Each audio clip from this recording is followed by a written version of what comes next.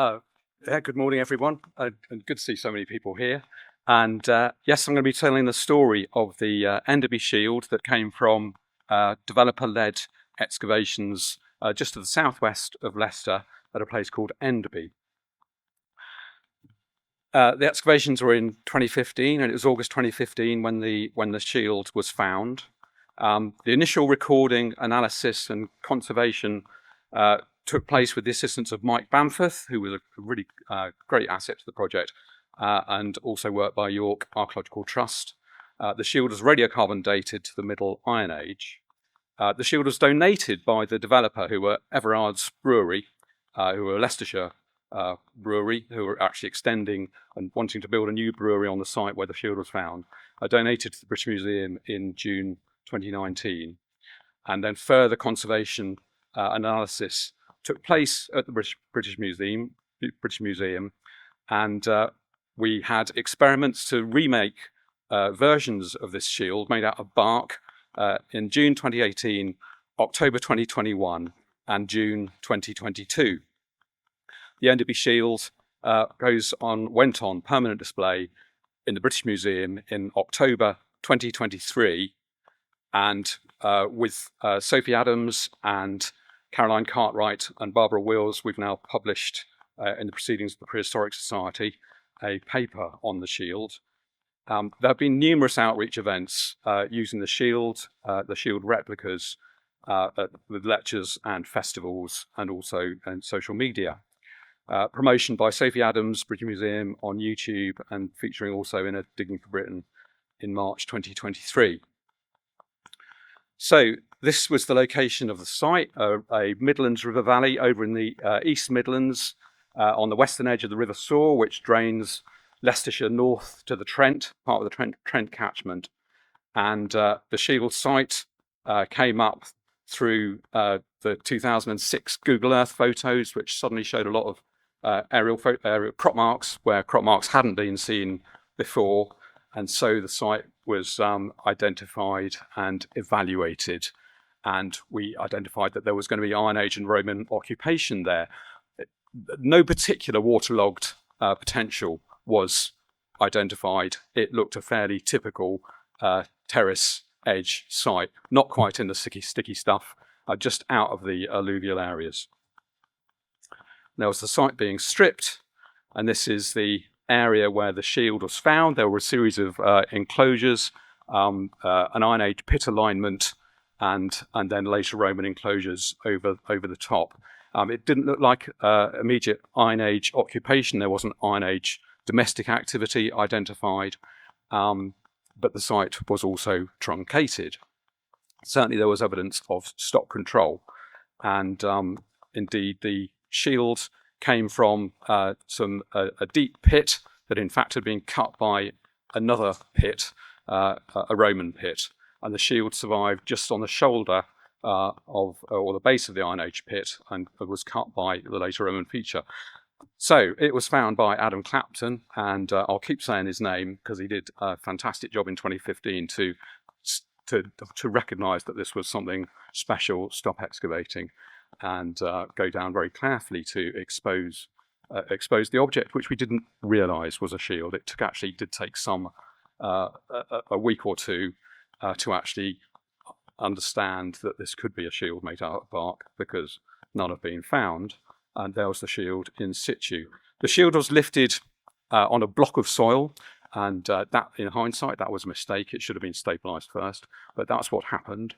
And it subsequently broke into 5 or 6 chunks, which came back to the lab at the University of Leicester.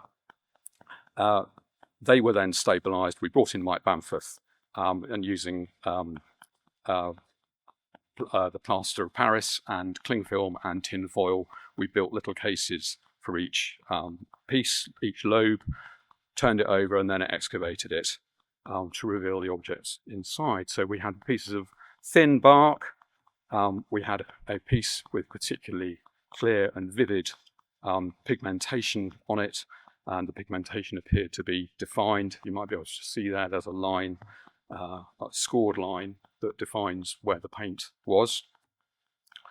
And then also effectively in the centre of the shield, a wicker or woven boss in the middle.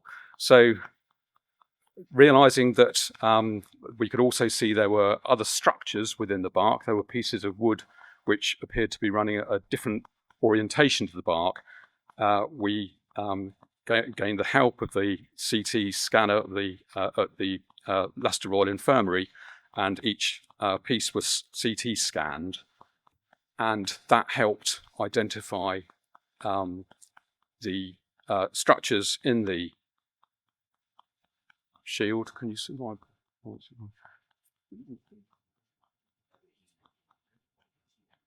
I got a pointer, please?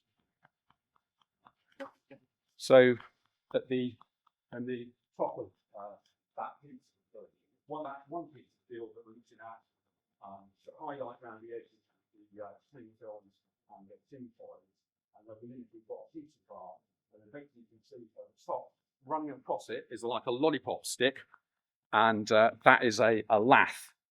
It's a piece of wood running across the grain of the bark, and it's actually been inserted into the bark, if you like a stiffener in a whalebone corset. So we could identify these with a CT scan, but the actual pieces of bark themselves were extremely fragile. We couldn't handle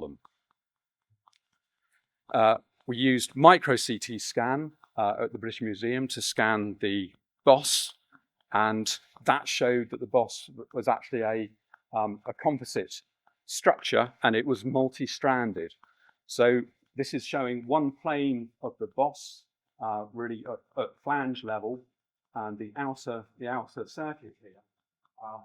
Hopefully you can see that there's actually 3 fibres that are twisted. So the boss was made out of 3 withes that were being twisted and then bound with a flat fibre, which turned out to be lime bast.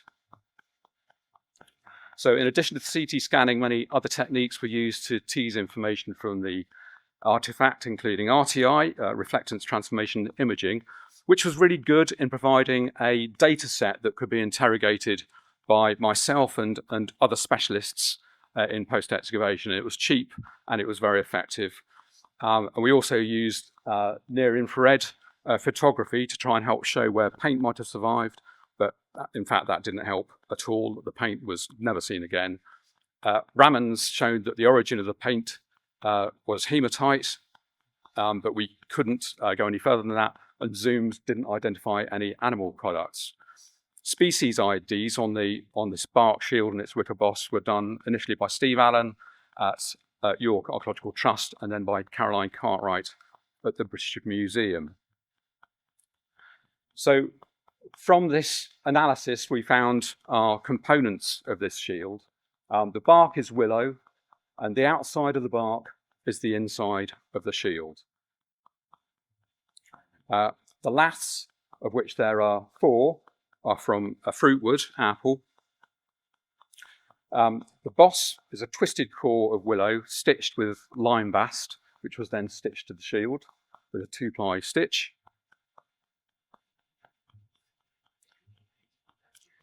The boss was worn, had a hole in the middle with edges that are darkened, broken and fibrous with losses, possibly the result of an impact with a sharp point, and some of the wrapping stitches have been abraded away, i.e. the shield has had a life before it had been buried in this pit. There was a little bit of edging of half-round hazel rod, and in one small area, and this was late information that was identified by Barbara at the British Museum, there was a little group of bindings, flat stitches, a group of 4 in one area, opposite the edging that had already been found, so that we could then estimate the full width of the shield.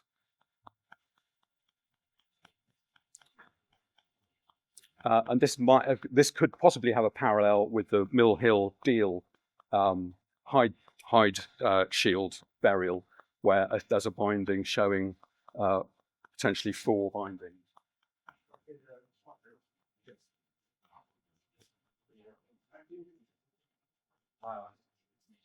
So we've got 1, 2, 3. We've got our group of flat stitches here, And then look here, we've got possibly 4 bindings showing there that might be a skeuomorph or an organic binding.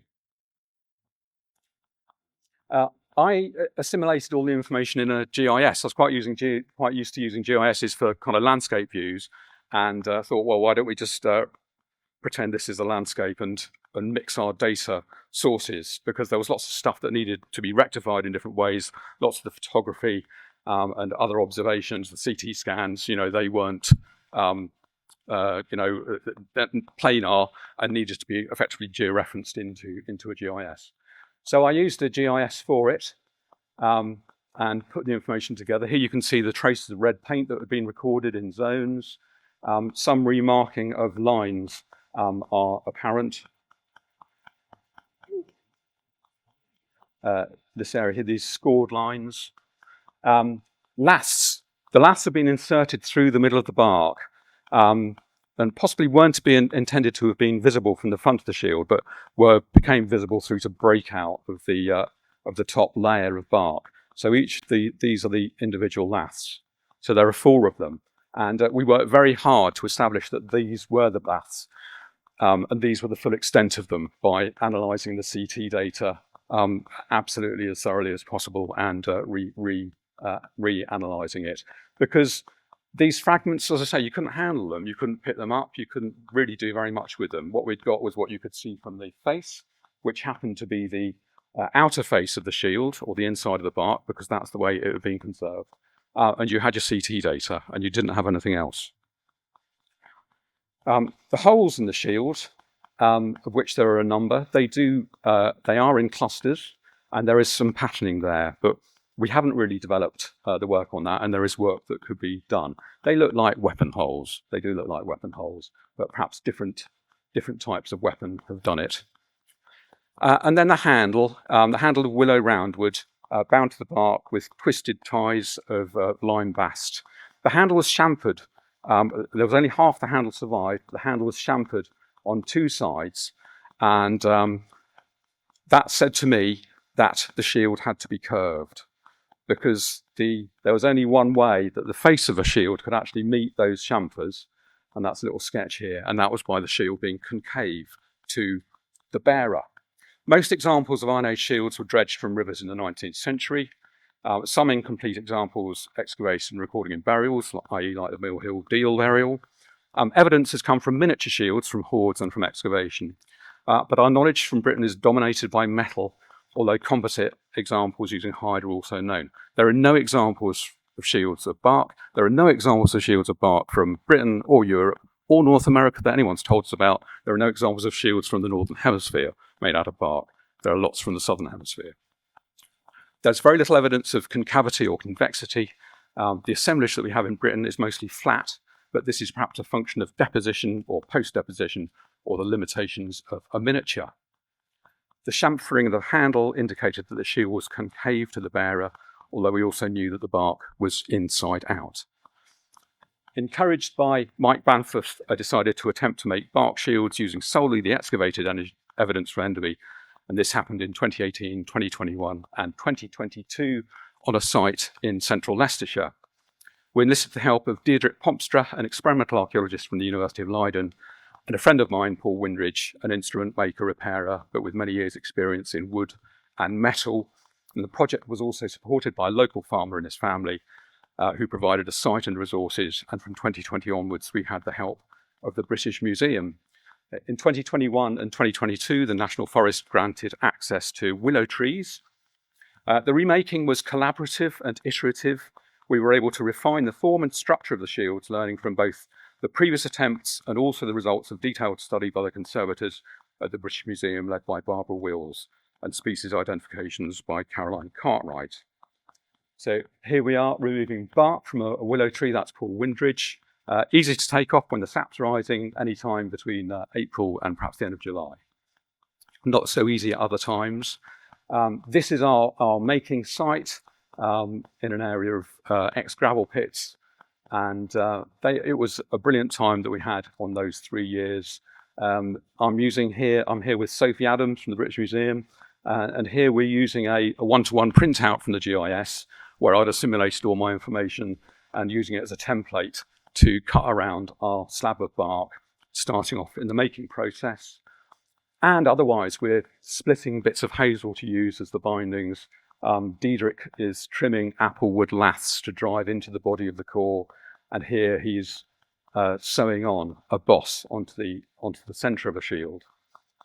We worked out we could drive the laths into the bark. This is unknown technology. I've not seen any parallel for laths being used to structure. To structure bark in this way.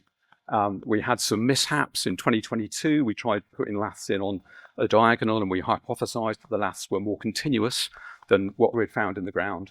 But that effectively failed, and we were all very happy that the laths, as found, were what had been buried. So here you can see a lath actually extending out its hole and then extending to the edge of the shield.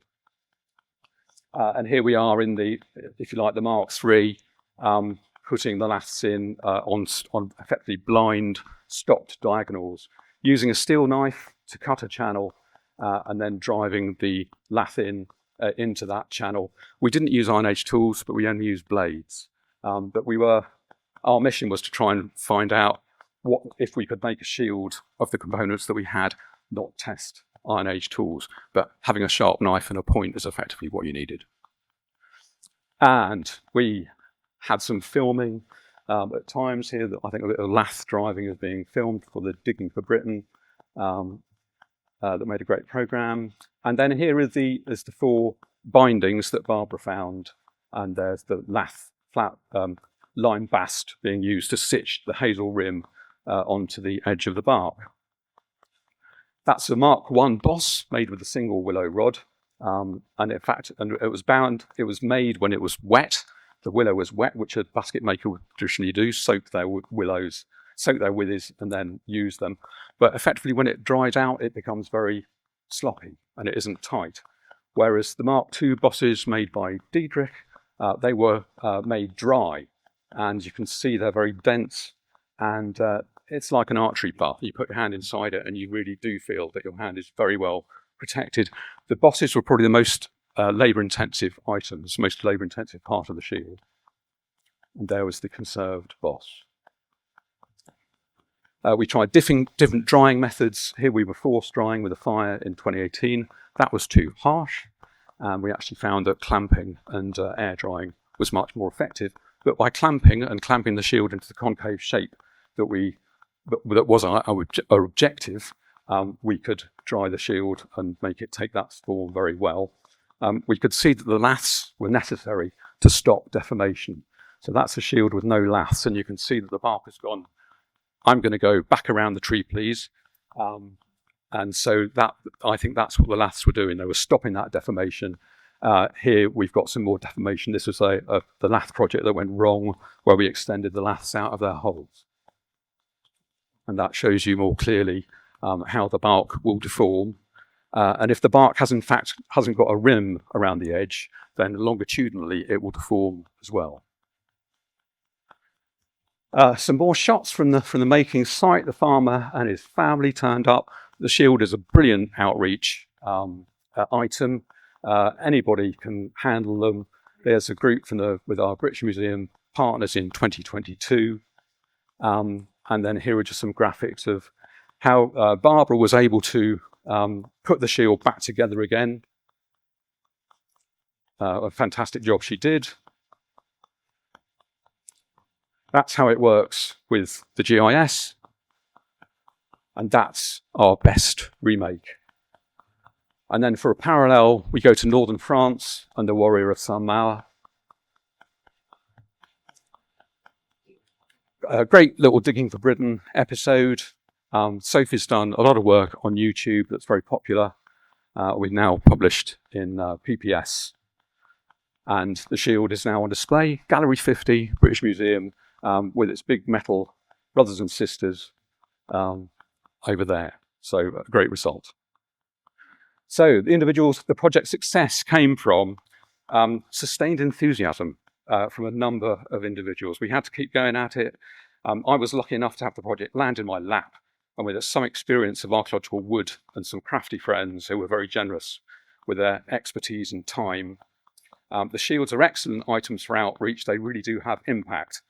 Children, old people, anybody, female, male, really any background, they can be handled, understood, and everybody can offer an opinion on how they might have been used and how effective they were.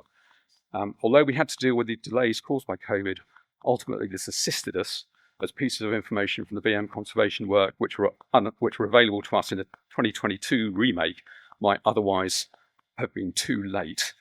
And the support of the British Museum from Jill Cook, Julia Farley, and then Sophie Adams was critical. The client relationship was easy, with an existing PS budget providing enough for the remakes. The site was actually really fines poor, so we had some useful funds there. In this instance, the client could only truly celebrate what they had had to pay for, and there remains interesting work to do in understanding how these shields might have been used. Anybody feeling inspired? There we go, Everard's Brewery from their website, Enderby Shield on display in the British Museum. They were happy. We had a really nice day at the British Museum with Everard's family firm looking at the shield and celebrating the display.